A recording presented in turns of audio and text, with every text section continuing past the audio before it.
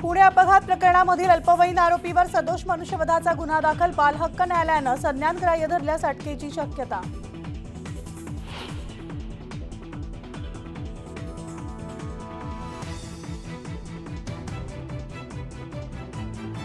पुणे अपघात प्रकरणी आरोपी विशाल अग्रवालला आज कोर्टात करणार हजर, तर न्यायालयाच्या निर्णयाकडे सगळ्यांचं लक्ष.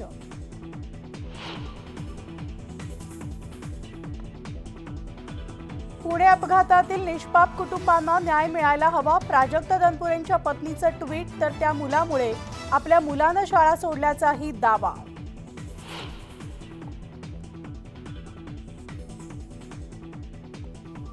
घाटकोपर होर्डिंग दुर्घटना प्रकरणाच्या चौकशीसाठी एसआयटीची स्थापना, तर दुर्घटनेमधील मृतांचा आकडा पोहोचला 17 वर.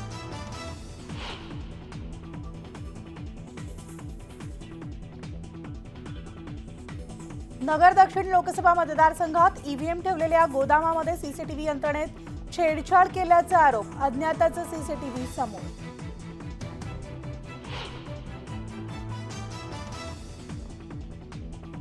उजनी धरणात बोट उलटल्यामुळे 6 जण बुडाले, 1 बचावला. एनडीआरएफच्या पथकाकडून शोध सुरू.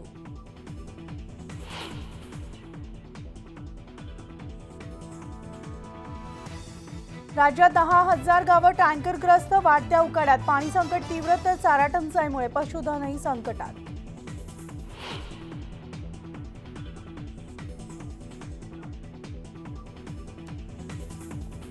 ईडी कारवाईची भीती दाखवत जळगावमधील डॉक्टरला 19 लाखांचा गंडा. 2 आरोपींविरोधात सायबर पोलिसात गुन्हा.